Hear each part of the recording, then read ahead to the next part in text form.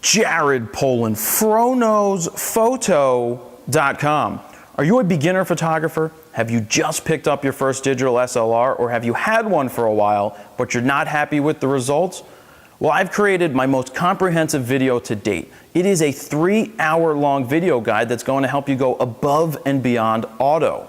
I wish I had a guide like this 18 years ago when I started as a photographer. It would have given me the ability to save months, if not years of time, trying to figure all of this out on my own. So please allow myself and this guide to be your mentor. What are we going to cover in this guide? We're going to hit the fundamentals of photography, the type of information that you're going to take with you throughout your whole career as a photographer.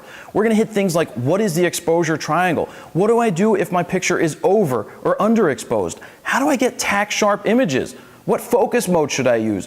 What metering mode should I use? And what's a good composition? We're going to hit that and much, much more.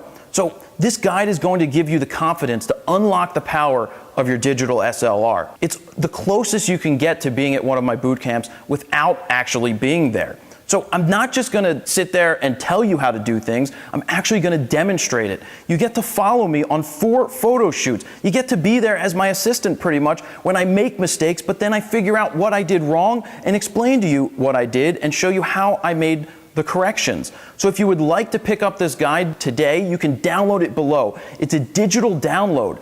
That means you can watch it over and over again. And yeah, if you decide to pick it up today, I'm going to include a 20-minute long bonus video that's going to give you the 5-year plan, how to make money as a photographer, and how to market yourself. So let's take a sneak peek inside this video guide. So you just heard me talk about f-stops. You heard me talk about how depth of field works. And now the best way to show you how that really works is to do this right here with this frog who I've become well acquainted to. But what does it actually look like when you get a picture at 1.8 versus a picture at 22? What's going on here? Well, what's going on is that your depth of field is changing. A shallow depth of field is what you see when you're shooting at 1.8. It's very narrow. So your focus point, or your area of focus is very small. As the numbers go up, all the way here to 22, your focus is changing. So more things are going to be in focus from front to back. So that's important to keep in mind. So what we're doing here is I'm going to photograph the frog and I'm going to focus in on its eye at 1.8. And then I'm going to work my way all the way up to 22 so that you can see what's happening to the background. Then we're going to talk about it and figure out, the little subtleties that are going on. So right now I have the camera set to aperture priority. But aperture priority means that I am setting my aperture.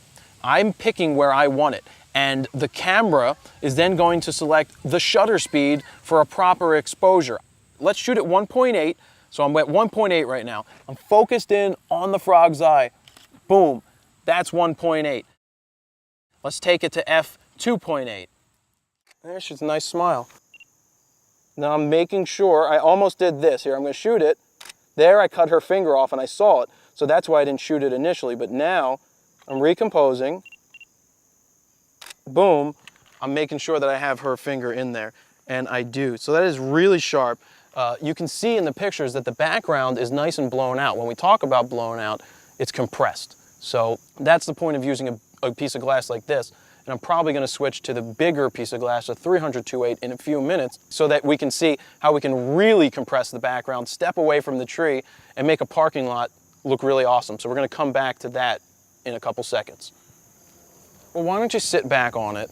Which way do you want me to? Just face that way, but just rest your tuchus on it. So now we're ready to photograph the swing here. I'm locking in on the tripod just so that I have something that's not moving so that each image kind of stays similar. Right now I'm set to shutter priority, and that means that I am setting the shutter speed and the camera is going to do the rest of the work to make sure that it's exposed properly. So I'm going to start at 1/10 of a second. Remember how slow that was? You could hear the sound of how slow that was when we were testing and letting you hear the different shutter speeds. Now let's see what happens when we move the swing and shoot it at 1/10 of a second. So I'm going to try to capture the swing at the very bottom. Boom. And as we look at the swing, you can see that it's kind of hard to see because it's actually blurring.